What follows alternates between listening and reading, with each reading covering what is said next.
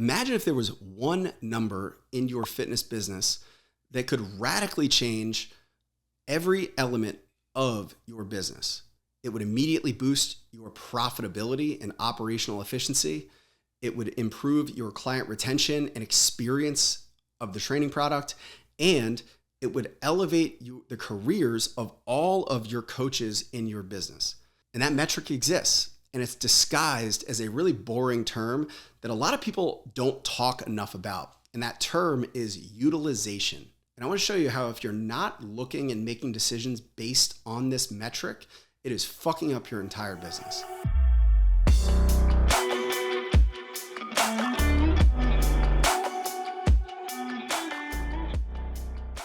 So what is utilization? I'm going to use it as a broad term first. It is essentially the ability to utilize elements of your fitness facility. And there are 3 levels of utilization that we're going to talk about today. And I'm going to do my best to broaden this to your fitness business, depending on how you run it and the service offerings that you have. But there are 3 levels of utilization. The first one is operational utilization. Number 2 is your membership utilization. And number 3 is your staff utilization. So let's talk from an operational standpoint. So operational utilization or schedule utilization is essentially what percentage of your sessions are being filled. So I'm going to give you, to start, my example. So we have a small group personal training business. So we run 7 people per session. And the goal is a full gym is when every session has 6 out of 7 spots filled, or to be exact, 6.5 sessions filled out of 7 on average. So if you have a small group training business like myself, this is how you find your operational utilization percentage. So you take how many session slots you have per session. So we offer 7 people per session in our business. And then we look at how many sessions we offer in a week. Just to use round numbers here, let's say you offer 40 different training times in a week. You take 7 times 40, which is we have 280 total session times that we offer in a week. All right. So there's 280 slots that we could potentially fill. Then you want to look at how many on average, and any software like MindBody, Zen Planner should be able to spit this number out. You want to look at the average spots filled per session. And that will give you, if you take average number of spots filled per session, let's say your number is 5 out of 7, you find that percentage, and that tells you your operational efficiency and the utilization of your schedule. You find that number. The goal that my business sets is 80% or above in utilization. If we start falling below 80% utilization, it means it's time to start looking at our schedule and see where we have to chop off some times. That typically means we have too many times on our calendar. And how does that affect your business? 1, you are paying to staff those times. So you are paying and probably losing money based on paying a trainer to facilitate sessions with really low turnout rates. So you can identify the sessions that are historically low, or at least in this maybe season of your business that are too low.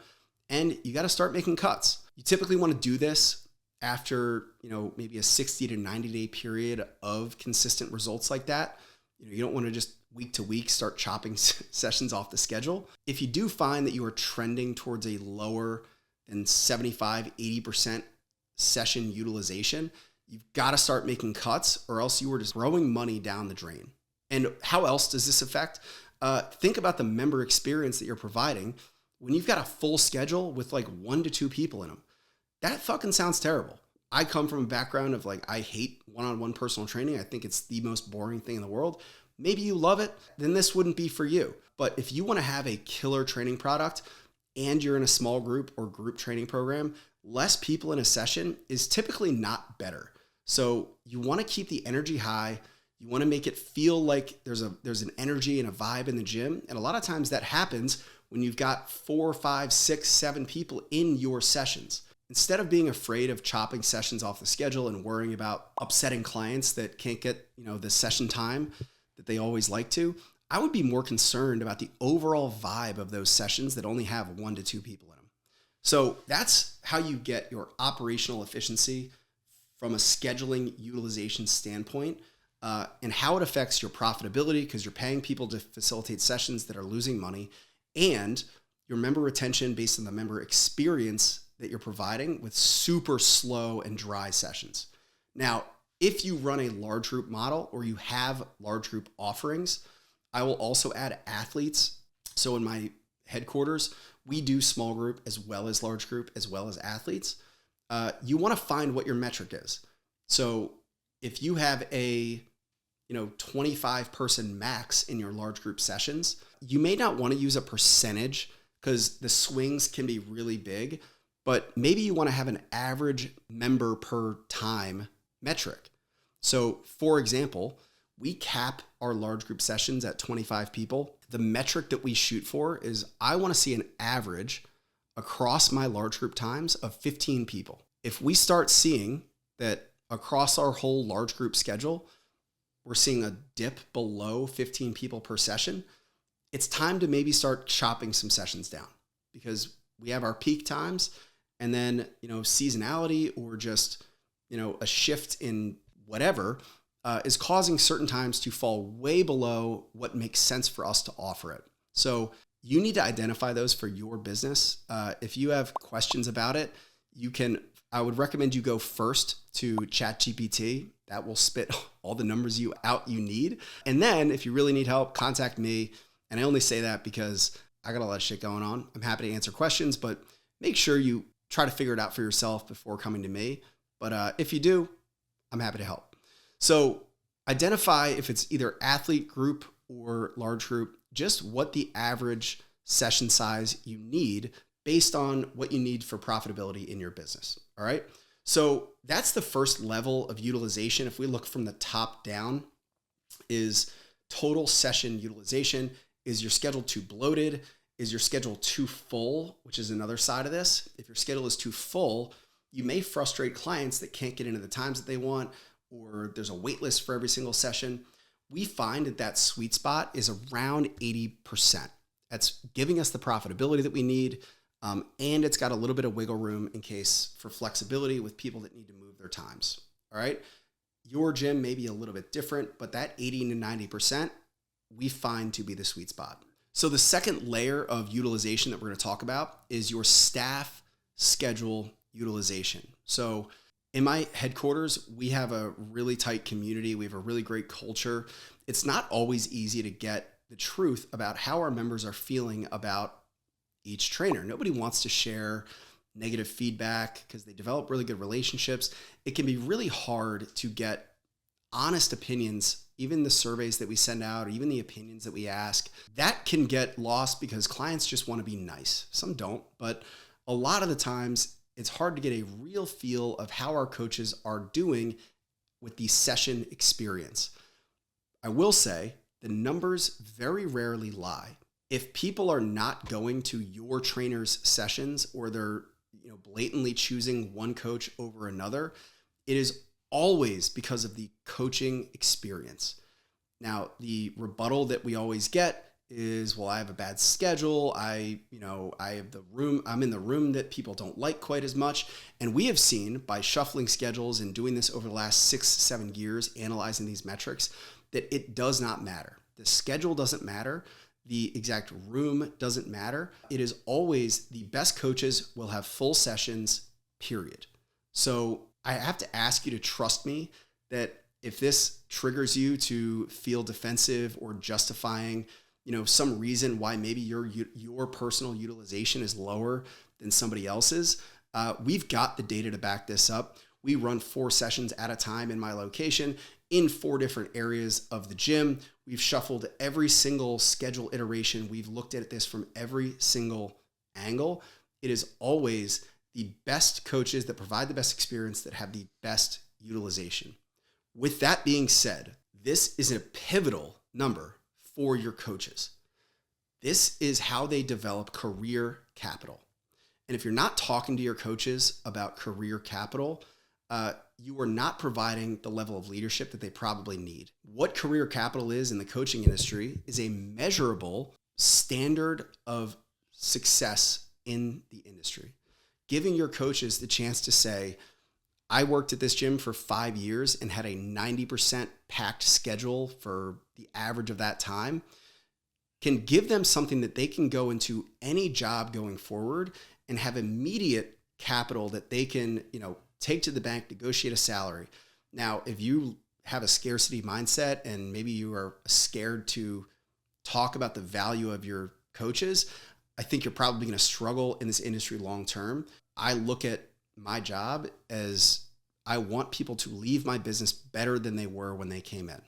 This is a way to coach them to do that, to have the courage to look at the numbers of their sessions and teach them how to fill their sessions better. Now, before you set the metric for staff utilization and hold it as a standard, the first thing you need to do as a business, you can't reach this level unless you handle the operational efficiency.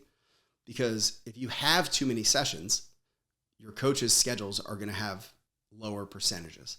As long as you are maintaining that 80% operational utilization and schedule utilization, now you can set your coaches up for success by measuring their individual schedule utilization. So same idea, small group business. If I coach 10 small group sessions a week, there are potentially 70 spots that are available to work with me. My goal as a coach is to have 75% of all of my sessions be full. We have found, again, I'm using round numbers here. If it's 30 hours, if it's 25 hours, whatever it is, multiply the hours coached by the spots potentially available. We find it is very clear. 80% is the metric for great coaching experience. 75 to 80% or above is the bar that we set for our coaches. Now, when we start to see that dip, almost every single time, there is a very specific reason. It's either the coach is, having a bad spell, they're in a rut, they're going through some life stuff, and they're not bringing, the best energy to the coaching floor, or they're just checked out and they're not supposed to be in your business anymore. And as a leader, as a manager of these coaches, it is your job to know the numbers and to use those numbers to drive your decisions. A lot of times those numbers can be manipulated, meaning they can be improved with effort. So if I'm a manager and I'm a manager of my team and I see a utilization start to slip maybe to 70%, I'm going to approach that with genuine curiosity. I'm going to do a stand-up meeting or in one of our weekly leadership meetings. I'm going to say, hey, what's the deal with Jeff's utilization? Like, why are people not going to his session? What's changed? What's going on? And then I'll probably have a one-on-one coaching conversation with Jeff. I'll be like, hey man, your utilization's slipping. What are you doing to fill your sessions? This is a great coaching opportunity to explain the value in it and also explain how they can change it, because a lot of this is in their control. So I'm going to give you 3 ways that you can coach your team into filling their sessions. And if they don't do this, it could be a sign that they're not all that bought in. And if they do, you're going to see your business improve, and you're also going to see their career capital rise, which is a win-win for everybody.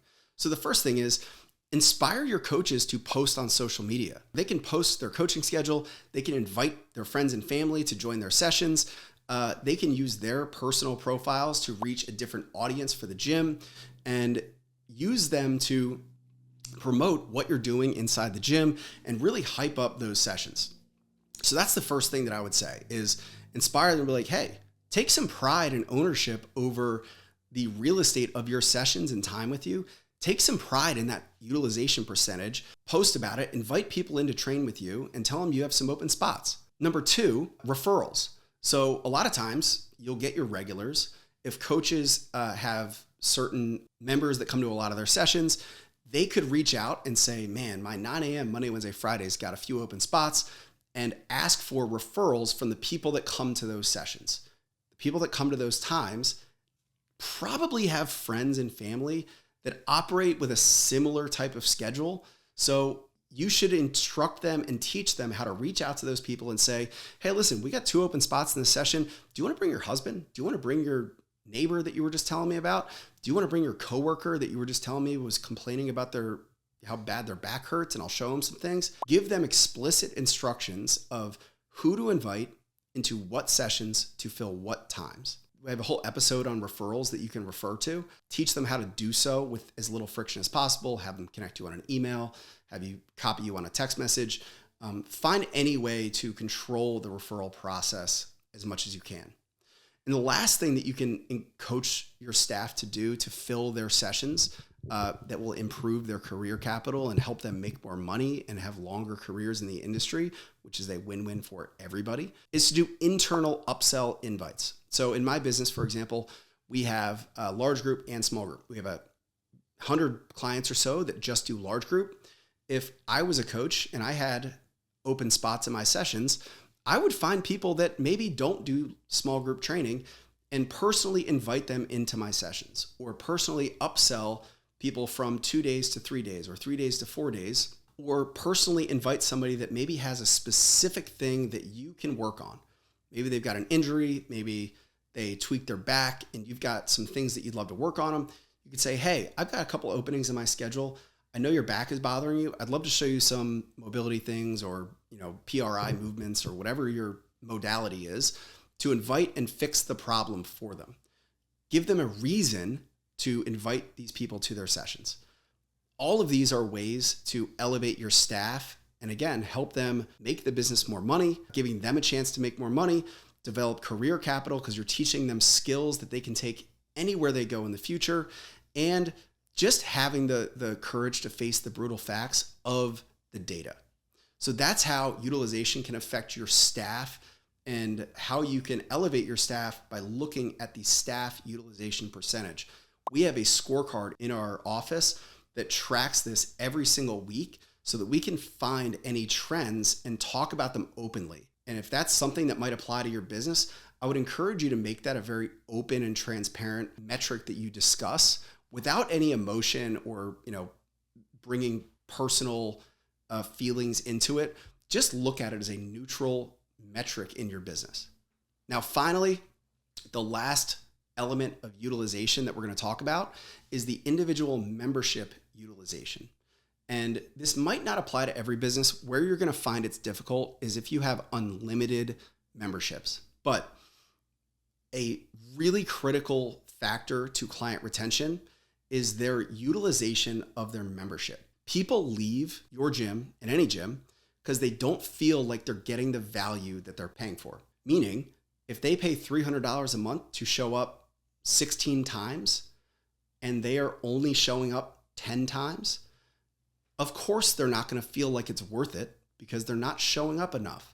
They're either busy, they either haven't figured out how to manipulate their schedule, or they're not motivated.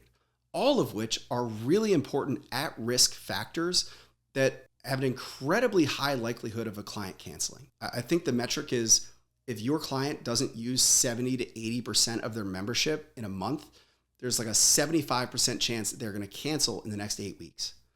Your job is to stay far ahead of that. So finally, let's talk that third layer, that third level of utilization, and that is at the individual membership level. So not applicable to every single type of membership. You would have to figure this out for your business, but I'll give you the basics of it. So my company, we do small group personal training. We have set sessions that people are buying on a monthly basis. So if you do 3 days a week, that essentially gives you 13 sessions you can get every month, 4 days a week, 17, blah, blah, blah. What we want to look at is what percentage of the sessions that they're purchasing have they actually showed up and used. This is one of the strongest indicators of at-risk clients and clients canceling, because clients cancel when they don't feel like they are getting the value that they are paying for. The most obvious way for that is when they are paying for 16 sessions, but they're only showing up for 13, and there's nobody banging at their door to drag them into the gym. That is why they would get frustrated and leave, because they're just not utilizing it. So you need to keep tabs on your client's membership utilization so that you can get ahead of those at-risk factors And if anybody is underutilizing, you can get ahead of that and turn them around with a phone call, with showing up to their house and dragging them out the door, or some type of reach out that is going to re-engage them, or client rescue plan that you institute in your business. So the metric that you want to look at that triggers this at risk is 85%. So 85 to 90% of their membership, if they are underutilizing, is an at-risk factor. You want to make sure that they're utilizing the most of their gym. Now, this is very contrary to how most big box gyms run, where they hope that 90% of their members never show up. But this is why you're more valuable than them. And this is a huge differentiator for your business that you can use as a selling point. And by doing so, you're going to retain more clients. If you're making sure they're showing up and getting results and staying motivated and staying happy, you're going to have happier clients. Now, I will say, if you have an unlimited membership, the metric is really 8. If they show up less than 8 times in a month, that's a massive at-risk factor. You want to make sure that your clients are showing up more than 8 times every single month if you want the best chance at retaining them. And if you are a large group place, the more they show up, the better, because they're more ingrained, it's more habitual, and that's what you want to make sure that they are doing. In small group, where there are capacity issues and you do have to have limits on how often they show up, you just want to make sure they're utilizing 90% of what they're paying for.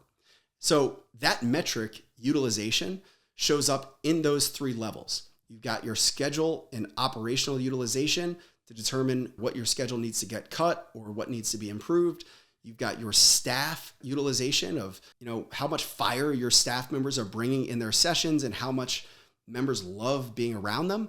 And you've got your individual membership utilization, which is an indication of how motivated, how committed they are, and if they're at risk for leaving. Start finding those numbers in your business, put it on your scorecard, and make data-driven decisions to improve every element of your business.